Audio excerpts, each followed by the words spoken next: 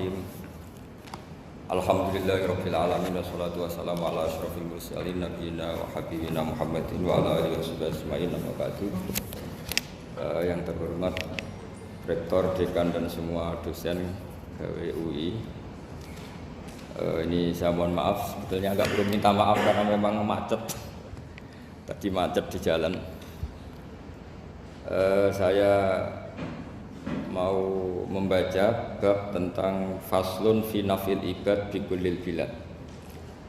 Bab seharusnya seseorang memberi manfaat kapanpun dia berada, dimanapun dia berada. Jadi kapanpun dan dimanapun dia berada. Qala Allah Ta'ala wa ja'alani mubarakan aynama kuntu. Ayna fi an li ibadihi aynama kunna. Di sini diterangkan an-naf'u naf'ani, naf'un fil adyan wa naf'un fil abdan. Wal barokah kasratul khairi wa ziyadatu. Fa asnallahu ala Isa bi kaunihi ja'alahu nafi'an lil ibadi aina makana wa haitsu kana. Jadi yang perlu saya terangkan di antara sifat dasar orang-orang baik adalah di mana saja, kapan saja itu memberi manfaat. Termasuk tentu saat paling sulit. Jadi Nabi Isa menceritakan dirinya itu wa ja'alani mubarakan aynama kuntu, saya ditakdir Allah berada di mana saja memberi berkah, memberi kemanfaatan bagi orang lain. Ada beberapa cerita tentang Nabi Isa. Jadi perlu diketahui ada 3 nabi yang seperiode. Satu Ibrahim dan Nabi Lut. Ibrahim itu sama Nabi Lut itu pernah paman. Kedua Nabi Musa dan Harun. Sebetulnya yang jadi nabi itu Nabi Musa, tapi Nabi Musa karena alsak, lisannya tidak jelas, minta Nabi Harun, ya tentu minta kepada Allah supaya Nabi Harun jadikan nabi. Terus ketiga Nabi Isa dan Yahya. Yahya bin Zakaria, terus Isa ini pernah keponakan Zakaria. Kira-kira kalau di Jawa ya misanan antara Yahya dan Jawa Isa. Jadi ada 3 nabi yang seperiode. Tapi yang paling berkompeten, yang sederajat kira-kira seperti itu hanya Isa dan Yahya. Karena Nabi Lut dan Nabi Ibrahim itu beda level. Karena Lut ini pernah keponakan, jadi hubungannya kira-kira yang murid dan guru. Terus Musa dan Harun itu juga nggak level karena Nabi Harun ini jadinya nabi itu atas permohonan Nabi Musa. Sehingga meskipun Harun itu kakaknya tapi nggak berani bantah. Jadi Nabi Musa itu dalam cerita beliau itu alsak. Alsak itu lesannya agak kedal. Tapi ini alsak yang barokah. Jadi dulu ceritanya Musa kecil karena dia seorang nabi, beliau seorang nabi. Itu kalau melihat Fir'aun itu mangkelnya bukan main. Padahal kecilnya dirawat Fir'aun. Singkat cerita mulai kecil sudah usil. Kalau melihat Fir'aun itu ya jenggotnya dipakai mainan. Terus pokoknya nakal ya. Lama-lama Fir'aun curiga, dasar orang Israel. Nabi Musa ini turunan Israel. Lama-lama Fir'aun itu yakin kalau itu sengaja. Akhirnya Fir'aun mau membunuh Musa. Terus kata istrinya Fir'aun, Musa itu masih anak kecil, jadi seperti itu ya bawaan anak kecil, bukan bawaan kebencian terhadap orang Kipti, orang Mesir. Kalau dalam bahasa kitab kuno Mesir itu Egypt al-Kipti, makanya disebut Maria al-Kiptiyah. Kalau orang sekarang bilang Egypt itu bahasa kunonya Mesir itu al-Kiptiyah. Nah, memang secara bahasa Arab Mesir itu nggak mungkin, bahasa Arabnya Mesir itu nggak mungkin karena Misro itu maknanya kota. Jadi kalau kamu bilang kamu kemana, ke Misro, ke kota, lah ya kota mana, ya kota Mesir, itu bisa debat kusir.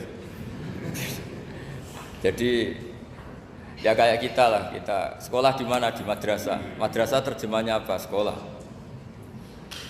Nah, kemudian oleh istrinya Fir'aun ya gini saja, buktikan kalau Musa itu masih anak kecil. Masyhur itu dalam cerita dikasih bara api sama apel. Sebenarnya Musa kecil ini sudah pinter mau milih apel.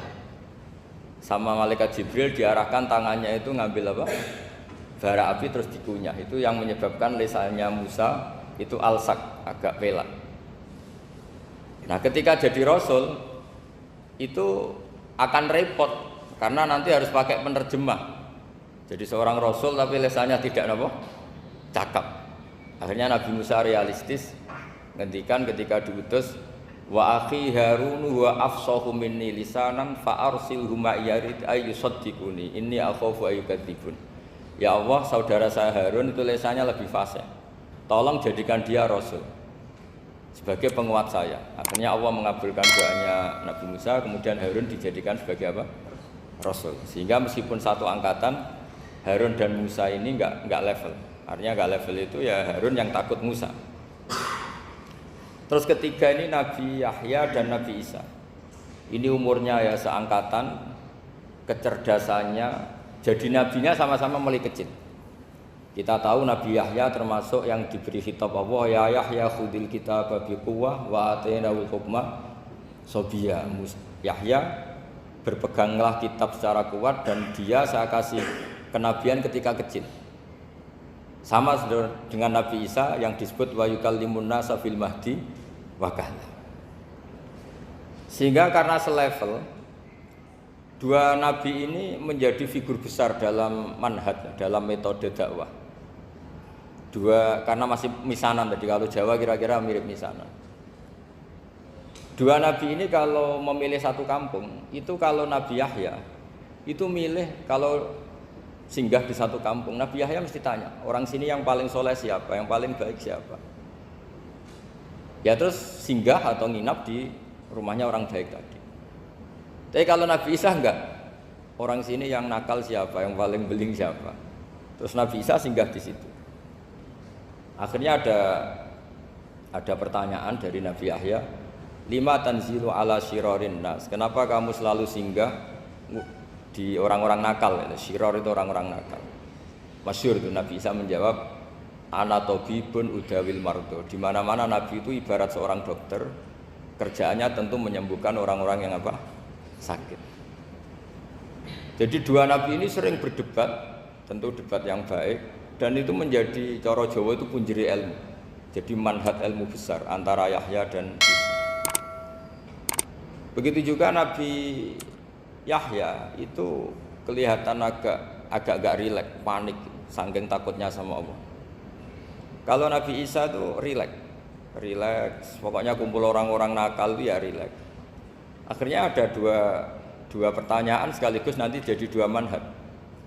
Kenapa kamu sering masam itu, sering kalau bahasa Arab itu abasa ya.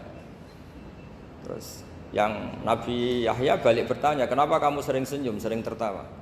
Kenapa memangnya? Terus ka'annaka ta'manu min makrillah, kamu sering senyum kayak kami sudah terbebas dari azab Allah, dari ditegur Allah, seakan-akan kamu orang paling benar yang enggak akan salah. Nabi Isa balik tanya, sama kamu sering masam, sering meru, ka'annaka taqnatu min rahmatillah, seakan-akan kamu putus asa dari rahmatnya Allah. Sehingga kemudian itu jadi manhaj besar. Kalau terlalu senyum, ya dianggap orang yang kayak nggak punya perasaan dosa. Tapi kalau terlalu masam, terlalu merenggut, seakan-akan rahmat Allah itu terbatas. Sehingga seakan-akan Allah itu rahmatnya nggak cukup lah untuk mengelola manusia ini. Sehingga itu jadi metode besar yang masyhur itu dalam sebuah hadis Nabi ngendikan, ulama ummati ka anbiya Bani Israil. Ulama umatku itu kapasitasnya atau fungsinya atau manfaatnya setingkat nabi-nabi Bani Israil. Karena ketika umat ini enggak ditunggui para nabi setelah Rasulullah SAW, itu yang nunggui hanya ulama. Tapi ulama ini sudah cukup mewakili para nabi Bani Israil. Dan banyak syurrahul hadis, para penyarah hadis mensarahkan, Nabi tidak ngendikan ulama ummati kamisli seperti saya, tapi ka'ambiyai Bani Israil, bagaimana nabi-nabi Bani Israil. Nabi Bani Israil itu macam-macam, termasuk ada yang tidak nikah, yaitu yang bernama Yahya dan Isa. Delala umatnya Nabi itu ada orang alim alamah yang ilmunya melegenda, yaitu namanya Imam Nawawi, itu tidak nikah sampai kabudut. Meskipun dalam ajaran syariatnya Nabi an-nikah sunnati, tapi selalu ada orang yang ditakdir tidak nikah karena masyhul, karena sibuk ngurus ilmu.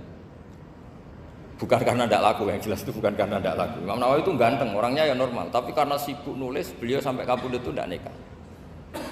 Imam Sibawayh itu suka sekali sama ilmu, menjadi istri utamanya ya ilmu itu. Dia ganteng, Sibawayh itu maknanya tuh apel, dia ganteng sekali, sampai banyak cewek yang seneng. Akhirnya dia nikah, tapi nggak pernah dikumpulin. Dia belajar terus. Ketika beliau ke pasar, dulu nggak ada supermarket, beli kertas, kitabnya dibakar semua sama istrinya. Dikira istrinya terus mencintai dia, malah diceraikan. Itu siapa? Imam Sibawayh. Terus ada umatnya Nabi yang paling unik di dunia, mungkin Pak dosen, saya kiai pun nggak bisa niru. Ada orang tuh ganteng sekali, istrinya cantik sekali. Itu tahu-tahu sudah 10 tahun tidak pernah hubungan suami istri. Karena ketika si suami itu tahu istrinya cantik, itu langsung sholat sujud syukur, sholat terus, saking senengnya punya istri cantik. Yang istrinya cantik juga solihah, tahu suaminya ganteng ya terus sholat terus syukur. Itu sampai berhari sampai bertahun-tahun. Terus ketika ketemu cocokan, dek kita sudah nikah berapa? Terus dilihat kayaknya sudah 10 tahun, tapi tidak pernah hubungan. Oh itu nggak kebayang itu. Ganteng sama cantik, kalau jelek sama jelek itu mungkin. Yang satu bilang naudzubillah, satu itu kan nunggu rafa saja. Ini nggak ganteng sama cantik. Nah kenapa kualitas ulamanya Rasulullah itu bisa seperti Nabi Bani Israel? Karena agama ini, umat ini sudah ada ditunggui para nabi. Sehingga mau tidak mau kualitas ulama, alhamdulillah barokahnya Nabi itu berkualitas kayak nabinya Bani Israel. Nah ini penting sekali saya utarakan supaya dicek saja. Kalau kita nggak percaya, dicek saja dalam hadis-hadis sahih. Misalnya begini, ketika Nabi memenangkan perang Badar, itu ada Asra Badrin, tawanan-tawanan perang Badar. Nabi suka musyawarah, suka rembukan. Ya Abu Bakar, menurut kamu tawanan ini diapakan? Kata Abu Bakar, hum asyiratuka, mereka itu keluarga engkau, orang-orang Quraisy. Ya dibebaskan saja, pakai tebusan. Nanti uang itu kita kelola supaya jadi penguat Islam, dan orang-orang ini merasa utang jasa karena harusnya dibunuh, tapi kita bebaskan. Terus tanya, bagaimana kamu ya Umar, menurut kamu? Kata Umar, ini kan orang-orang yang dulu ingin bunuh kamu, yang ingin menghabisi jenengan, ingin dan sudah ngusir jenengan. Ya setelah ketangkap ya dibunuh, kok repot. Apa kata Rasulullah? Rasulullah spontan ngendikan, inna masalaka ya Abu Bakrin kamasali Ibrahim, kamu ibarat kayak Nabi Ibrahim. Izqala faman tabi'ani fa innahu minni wa man asani fa innakal ghafurur rahim. Jadi Nabi Ibrahim itu unik, melihat umat itu sesyafakoh itu. Syafakoh itu banget sayangnya. Nabi Ibrahim cara berpikir, faman tabi'ani fa innahu minni, orang yang ikut saya ya Allah pasti golongan saya, tentu layak masuk surga. Waman asoni, orang yang mendurhakai saya, fa innaka ghafurur rahim, engkau maha pengampun. Bukan yang mendurhakai langsung masuk neraka, enggak, engkau maha pengampun. Wa masaluka ya Umar kama salin Nuh, isqala rabbi la tadzar ala ardi minal kafirina dajjara. Umar, kamu mirip Nabi Nuh, inginnya semua orang kafir dihabisin. Ya masyhur kan Nabi Nuh itu nggak ingin ada orang kafir sampai ada banjir tufan. Nah kalau sampean tanya bedanya apa dengan garis keras sekarang? Bedanya ya beda sekali. Kalau Nabi Nuh benci sama orang kafir itu diserahkan yang punya, sehingga yang punya yaitu Allah yang menghukum dengan banjir bandang. Tapi kalau kita kan kadang kita bertindak sendiri, jadi potensi disalahkan. Yang jelas dalam hadis-hadis sahih, Nabi Nuh itu tidak bisa mensyafaati karena itu. Ketika diminta ini hadis sahih, bukan ada di Bukhari, ada di Muslim. Karena biasanya kalau di kota itu ditanya ini sahih enggak. Untungnya yang tanya kadang enggak paham, ini alhamdulillahnya jadi wah repot. Nabi Nuh itu diantara sebabnya enggak bisa mensyafaati adalah pernah corong Jawa maksudno kaume. Kalau dalam bahasa Arab itu da'a li Zaidin berarti mendoakan positif, kalau da'a la Zaidin mendoakan negatif. Kalau orang Jawa itu ada doa, ada pasot. Nabi Nuh adalah orang yang pernah maksudkan kaumnya. Nah, saya cerita sedikit tentang Nabi Nuh dan Nabi Ibrahim. Nabi Ibrahim dianggap tadi cerminannya Abu Bakar, dianggap niru Ibrahim, cerminannya Umar, dianggap niru Nabi siapa? Nabi Nuh. Lalu kalau sampean tanya, bedanya gimana? Begini logikanya. Andai kan kita mengkaji secara akademik begini. Ada ulama besar namanya Abdul Hasan Asyadzili, itu masyhur di Indonesia menjadi Thariqah Syadziliyah. Terus ada seorang muridnya minta gini, ya Abdul Hasan Asyadzili, tolong saya dikasih ijazah supaya saya tidak pernah maksiat di bumi ini. Karena saya takut sama Allah, kalau saya maksiat itu merasa tidak nyaman dengan Allah. Abdul Hasan Asyadzili ini malah marah besar. Atuhibbu alla tadhhara maghfiratuh. Kalau kamu tidak pernah maksiat, berarti kamu suka maghfirahnya Allah Ta'ala itu tidak kelihatan, karena nggak ada yang maksiat. Tapi bukan dukung kamu yang tidak ada, ini cerita ilmiah. Tapi kalau Said Abdul Al-Haddad itu kebalikannya.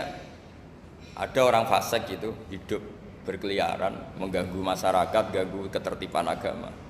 Ada kiai atau siapa gitu mendoakan supaya tobat atau dikasih panjang umur supaya nanti bisa tobat. Itu beliau Said Abdul Al-Haddad marah besar. Man da'a li fasikin bil baqa faqad ahabba ayu sawahu fi ardi. Orang yang mendoakan orang fasik hidup berarti dia suka Allah dimaksiati di buminya. Jadi akhirnya jadi kutub besar, yang satu Syadziliyah, yang satu Haddadiyah. Kenapa ya? Karena tadi yang satu cerminan Nabi Isa, yang satu cerminan Nabi Yahya. Sebagaimana sabda Rasulullah tadi, ulama ummati ka anbiya'i bani Israil. Juga masyhur dalam aplikasi pengajaran juga gitu. Masyhur sekali dalam kitab-kitab diceritakan. Kalau Said Abdul Al-Haddad, kalau ada orang sowan itu, kamu ngaji sama siapa? Sama si A gitu. Pernah nangis gak pas ngajar? Gak pernah. Udah gak terus, gak usah diterusin ngaji orang seperti itu. Hatinya atas ya, wong ora iso nangis gitu. Tapi kalau Abdul Hasan Asyadzili kebalikan, kamu ngaji sama siapa? Sama si A gitu. Pernah tertawa enggak kalau ngaji? Enggak pernah. Udah, enggak usah ngaji sama orang itu. Orang enggak bisa syukur. Jadi itu manhaj besar. Nah, akhirnya orang-orang kayak kita ini enggak jelas semua. Nangis ya bisa, syukur, guyu ya bisa. Cuma celakanya kalau kita nangis karena enggak punya uang, kalau guyu karena punya uang, itu masalahnya. Tapi kalau wali-wali dulu enggak. Kalau senyum ya karena saking yakin rahmatnya Allah itu wasiat rahmatu. Kalau nangis ya karena takut azabnya Allah. Kalau kita kan enggak, sangat-sangat materialistik. Ini yang membedakan kita. Sebenarnya nangis dan senyum itu satu keharusan karena Allah punya madharul jalal. Ketika Allah dengan sifat keagungannya, maka kita ini cara Jawa serako bersenyum. Tapi Allah itu kadang sebagai madharul jamal, adanya satu keasikan. Sehingga yang merengut itu yang salah. Makanya dalam ilmu tasawuf, kutub wali itu hanya dua. Allah dengan madharul jalal, dengan Allah yang madharul jamal. Contoh madharul jalal misalnya gini. Ketika Nabi Musa ingin melihat Allah, saking kangennya ingin melihat Allah, Rabbi arini anzur ilaik, ya Allah saya beri hak untuk melihat engkau. Allah dengan jalalnya gini, Allah itu qadim, superior. Tentu gak layak tersentuh barang hadis itu makhluk. Sehingga ketika falam matajalla rabbuhu lil jabali ja'alahu dakka wa kharra Musa sa'iqa. Sehingga enggak levelnya, apapun hebatnya Nabi ini tetap makhluk. Sementara Allah itu qadim. Enggak kuat. Makhluk yang fana ini, yang profan ini enggak kuat. Enggak kuat menampung zat yang qadim, yang superior, sehingga gunung pun hancur. Nabi Musa pingsan. Tapi ketika Allah dengan madharul jamal itu Allah dengan keindahannya, dengan kasih sayangnya, memberi hak makhluknya untuk melihat. Nah, di sini ini Allah sering ngendikan wujuhu yauma idzin nadhirah ila rabbiha nadhirah. Nanti ada wajah-wajah yang di surga itu melihat saya, kata Allah. Tapi apakah betul melihat kayak saya melihat dosen, melihat Pak Rektor, melihat teman-teman? Itu tidak bisa. Karena Allah itu qadim, sehingga meskipun manusia ahlul jannah melihat Allah, tetap Allah ngendikan la tudrikuhul absar wa huwa yudrikul absar. Karena Allah di balik jamalnya ya punya jalal, di balik jalalnya juga punya jalal. Sehingga selalu di Quran itu diulang beberapa kali supaya proporsional. Nah, kenapa ahli sunnah tetap berkeyakinan Allah bisa dilihat? Logikanya begini. Fa inna kulla maujudin yasihu ayyura. Allah itu zat sing nyata-nyata wujud dan punya eksistensi. Di mana-mana sesuatu yang wujud itu layak untuk bisa dilihat. Lalu pertanyaannya gini, kenapa kita tidak bisa melihat sekarang kok nunggu di akhirat? Karena mata kita sekarang itu profan, fana. Sementara kita setelah di surga, tubuh kita didesain abadi. Ya saya ulang lagi ya, setelah kita di surga, semua fisik kita ini didesain abadi. Tentu karena desainnya sudah abadi, layak melihat zat yang abadi. Tapi pertanyaannya, kenapa tidak bisa ikhatoh, tidak bisa melihat sampai faham, la tudrikul absar? Karena abadi kita itu diabadikan. Sebagaimana surga abadinya diabadikan, neraka diabadikan. Sementara Allah abadi dengan dirinya sendiri, yaitu Al-Qayyum, atau dalam bahasa ngajinya qiyamuhu binafsi. Nah lalu pertanyaan, makanya Mu'tazilah itu menentang betul kalau orang di surga bisa melihat Allah. Cara berpikir Mu'tazilah, melihat itu artinya yang dilihat ada arahnya, sementara Allah terbebas dari arah. Tapi kata ahli sunnah cara berpikir tidak seperti itu. Melihat itu pokoknya tahu. Nah, tahu karena mata itu karena kita ditakdir tahu itu karena mata. Sebetulnya yang menjadikan tahu itu tidak mata. Ya kalau tahu ya tahu saja, bukan harus pakai